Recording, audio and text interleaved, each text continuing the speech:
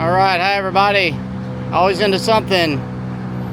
Today we're doing the front and rear diff on a Honda Pioneer 1000. If you watched the video that we did a little bit earlier, we did a snorkel kit on this thing, and it didn't look nearly this big. He just, in the last few days, put some 6-inch portals on this thing, and it's turning it into quite the monster for sure. Crazy with the transformation this thing's going through.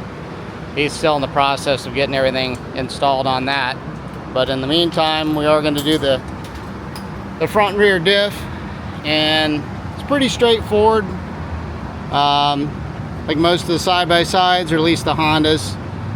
What you see there is your access to check your fluids, make sure they're topped off, and then that's also your fill. And then right in the dead middle here, you'll see there's a hole, and I think it's a 7mm, we'll check it, bolt for your drain. So we're gonna pop these two and get this front drain in, and then the same in the back.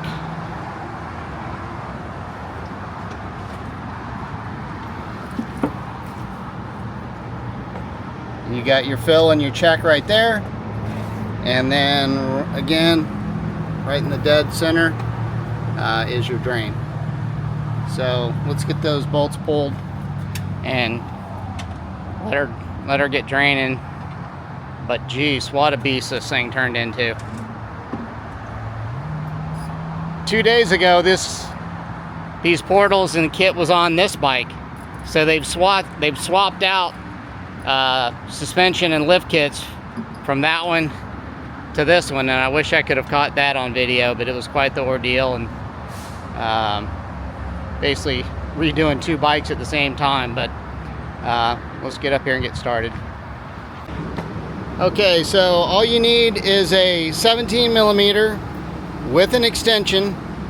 That'll clear you, give you a little room. You can see in there, it's kind of back in there a little bit.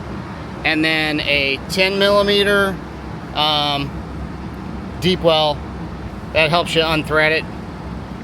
We're just letting it drip a little bit, and then we're going to put this back together. Make sure you watch and keep this O-ring in good shape, because you're going to reuse that, or if you order another one, then that's probably even better. And then the same thing on the drain plug. Just make sure there's a little washer attached to that, and you got to make sure that washer stays intact. That's part of the seal on the drain. So we've got it drained. We're going to put these back on and fill it up. What you do when you fill it up, you're just going to fill it right to the bottom of this opening. So this is your access, but this is also your fill hole, and you want to fill it just to where it's starting to come out of those threads. And as soon as it gets there, that's where you're at. Not sure exactly on the volume of how much it takes, but we're just going to put it in there again till we get it full. And this is on the front, and we'll go back around to the back here in a second. All right, so I just wanted to insert this in here. I went back and pulled up a manual and just wanted to give you a couple of little facts. So on all of your fill and drain covers, all of them are 9 foot-pound of torque to tighten back down. I mean, we just snugged it, everybody does, but just wanted to give you that statistic. And then also on the front, it is 11.5 ounces to fill the front differential.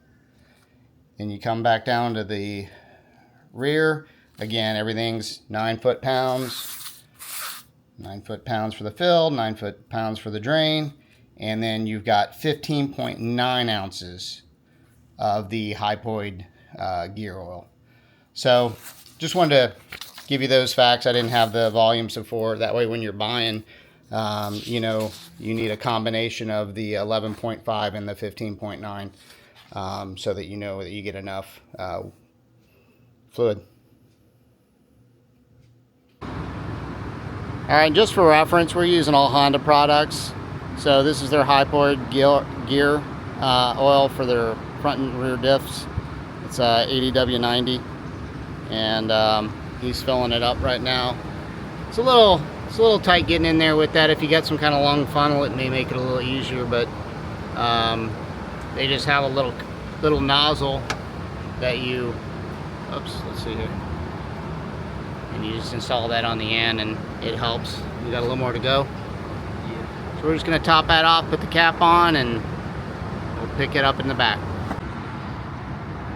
Alright, so we pulled the plug. He's putting it back in now. We drained all the fluid out. Just takes a little bit of time. Just let it drain out and get everything out of there. It definitely was due a oil change. Everything looks good, and we're just going to tighten that up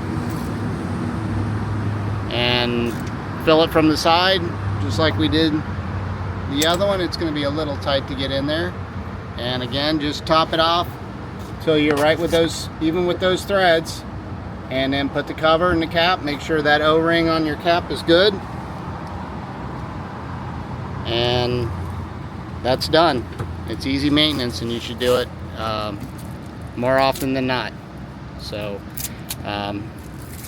hopefully that helped out a little bit. Just wanted to show you. But that's Andrew, by the way, and we're getting ready to go take this thing out here in a couple weekends and see what it does. But it is a huge machine now. So all right, well, like and subscribe. We're always into something, and you know, we appreciate you guys viewing us, and hope this helps you guys out some. Take care.